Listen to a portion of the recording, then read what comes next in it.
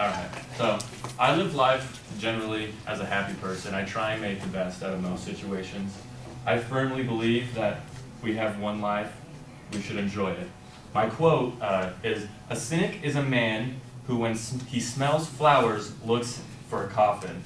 And this says basically that someone, when something good is presented to them, they instantly think of bad. I mean, you smell flowers and you think of a coffin. Does that make any sense? I generally, when I read this quote, I think of Murphy's Law. I don't know if you guys know what Murphy's Law is. Anything that can go wrong will go wrong. And that's not a good way to live your life, because you're always in the back of your mind thinking, ooh, something bad could go wrong. And unfortunately, I would say that I do have this kind of mindset, as upsetting as it is, because with that mindset, you can potentially miss out on opportunities in your life. If you're wondering, oh, what bad could go wrong, and you're not thinking about the good and what could happen, so you can miss out on opportunities. And a cynic is a person who only looks out for self-interest. And if you're only looking out for self-interest, generally something never goes right. I personally am a big fan of the show Prison Break. I don't know if you guys are a fan of it. Yeah, I see you shaking your head. I got one episode left, almost done with my season. Okay, anyways. There's a character, Theodore Bagwell. He is a scumbag of a character. He will take anyone's side who's winning at that time in order to get ahead in life. And he's a cynic. He only thinks about himself, and in the end, he ends up going to jail. Sorry if anyone's going to watch it. Sorry. But as you see, if you only think about yourself in situations, it's never going to end well for you, because he's only looking at himself and not the bigger picture. And our main character in the story is always looking at the bigger picture, and he's fighting for what's right. And he's not thinking about himself and his family. He's thinking about millions of people's lives that he could save. And by doing so, he actually wins and he survives, I'll tell you that. I figured that out yesterday. Anyways, but yeah. So when reading this quote, I think of Murphy's Law. I think of Theodore Bagwell as someone who's just trying to always get ahead in life. And I don't want that to be me. I don't want to be missing out on opportunities in life. I don't want to smell flowers and think of a coffin. I want to smell flowers and think of wonderful, beautiful things. So, thank you guys.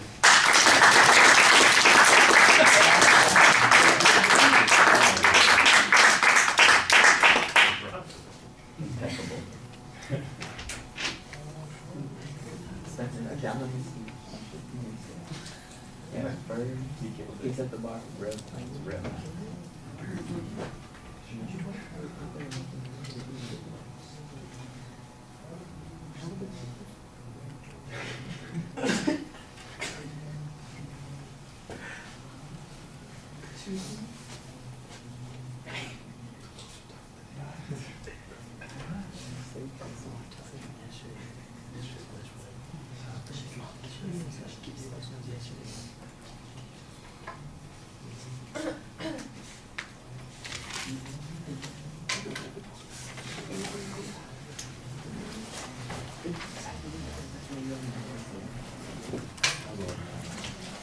All right, Zakk, at the beginning of the speech, you've got a nice, forceful, personal statement. You identify what your quote is, and then I'm not exactly sure what happens, because you start interpreting the quote, you start thinking about the quote, you've got an example of the quote, you've got a different example that you're talking about. I know somewhere in there's a thesis statement, a purpose statement, but it's not showing up.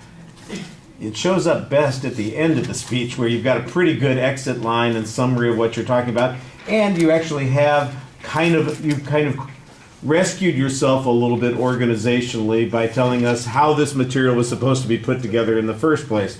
I've got, I'm going to use the example of Murphy's Law, and I'm going to use the example of the Prison Break TV show to illustrate this concept. It says that you shouldn't really be a cynic in life. You need to look on the good side and hope for the best, kind of thing.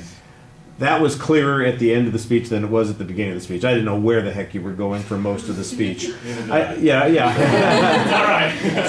So you know that you haven't fooled anybody then, okay. But at the end, I think you pull it together a little bit. You look back at what you did have and you say, well, how does this fit together? What were the things that I talked about? And that helps them immensely because you're leaving us with a good impression. Even if at the beginning you're kind of wandering around and aren't sure where you're going, at the end you do have a point that you're trying to make, and you've told us here's the way to look at those examples that I've had. And I thought that worked a lot better. You know, it helps you out. So problems at the beginning. The stories are fine. They work pretty well. I think we could use a couple of examples of Murphy's Law, but you introduced the concept there.